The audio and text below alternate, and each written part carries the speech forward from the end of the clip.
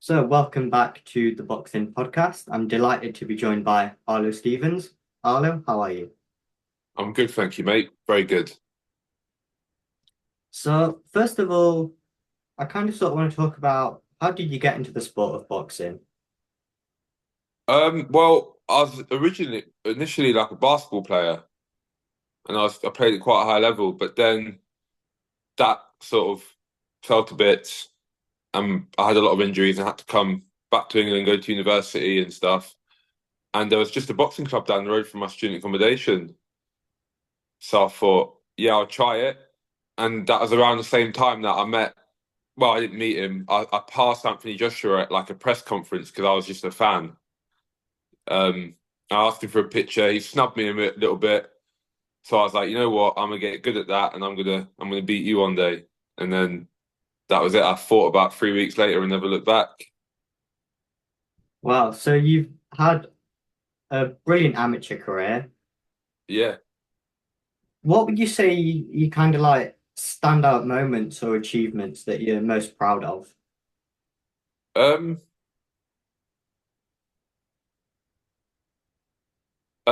Probably. Well, boxing for England, obviously, because everyone does it to get an England vest, didn't they? So I got one of them. That was pretty good. And also winning the boxing tournament in Ireland, the Celtic Box Club. For me, that was like my favorite period, if you know what I mean. That's when I felt like I was at my best and I was really enjoying amateur boxing. And when I was out there as well, I beat two really good kids, two two Irish internationals, um, so who boxed for our own country, went to many games. So yeah, it was good for me that. What's that kind of feeling like being able to represent your country in the boxing ring? It was good. You know what? It was good. It for me, it became probably a year too late. Because by the time I did get the opportunity, I don't think I really appreciated it. I was in my head, I was already done with amateur boxing. Yeah. Um, I was just doing it just to get a good contract once I turned pro at that point. But yeah, it was nice. It was a nice feeling because I know not many people get to do it, and I achieved it within 5 6 years in the sport. Um, but yeah, like I say, it probably just came a year too late for me. Now you've already mentioned his name. But you have actually sparred two-time world heavyweight champion Anthony Yeah. Joshua, as well as Olympic medalist Fraser Clarke. What hmm on earth is that like, being able to be in the ring with such two big names that have kind of come through that amateur system? It's good, It's good, and it shows you where you are. You know, and it tells you a little bit about yourself because you're not like. Well, I can only speak for myself. I'm not going in there and getting battered. You know what I mean?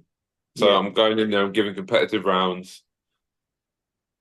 So it just shows that whether you should be in this sport or not, and how high. And like in my head, I think I can get very, very high up in this sport, and doing things like that just confirms it a little bit. So yeah, it's real good. It's real good. But obviously, it's not just them, man. I sparred hundreds of. I sparred like every pro in the country. You know what I mean? And that's probably why I got the platform I did with GBM because the gyms talk and people know I go around and give these lot the best spars of their camp. So you talked there about obviously GBM. You turned pro in 2024 with hmm GBM. What was that kind of like turning pro? Yeah, it was good. I mean, it was everyone always has problems with getting a license, didn't they? But it was good. Once I got the license, flying. You know what I mean? It was two good shows, two good performances. Now just waiting on the third one. I've asked a few boxers this, and they all seem to give like differing answers.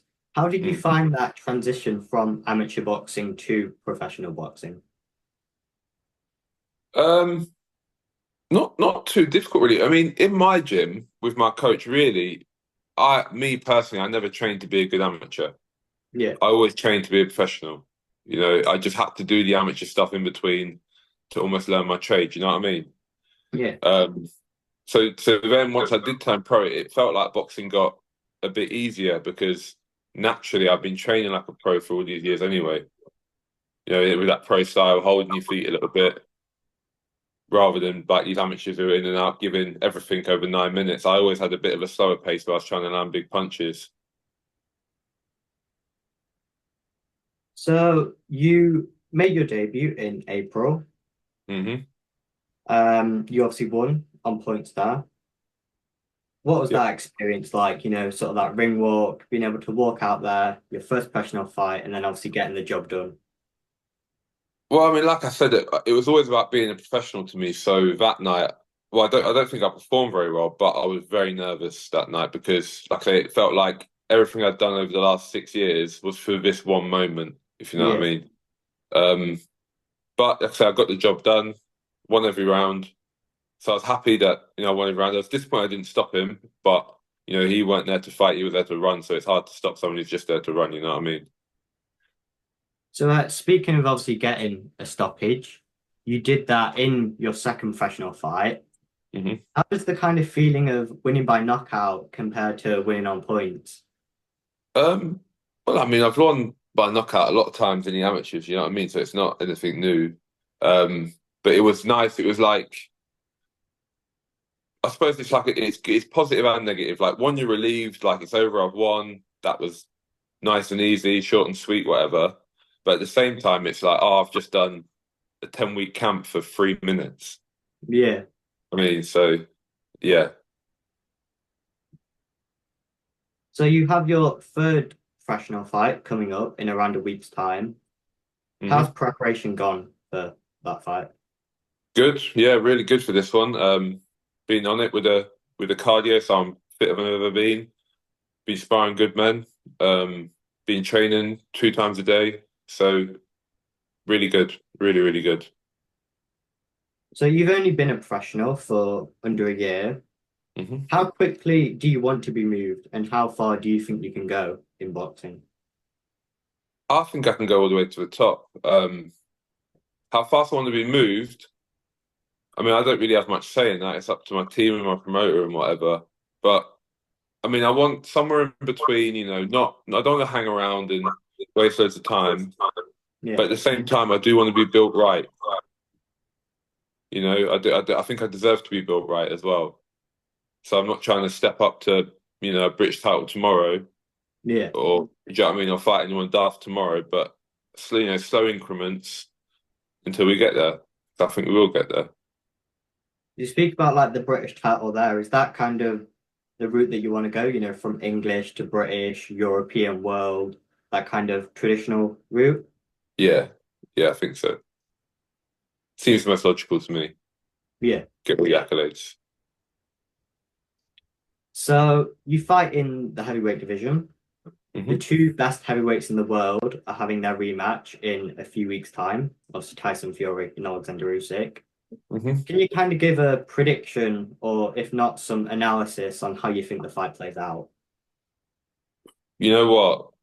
I don't know how the fight plays out. I don't have a clue. I mean, based off the first one, you say Usyk wins, but then how can you ever bet against Tyson Fury? I mean, I know he lost the first one, but he's just such an incredible talent. Yeah. Um, and you also see the hype, him saying he don't doesn't lose rematches, and you just sort of believe him, didn't you?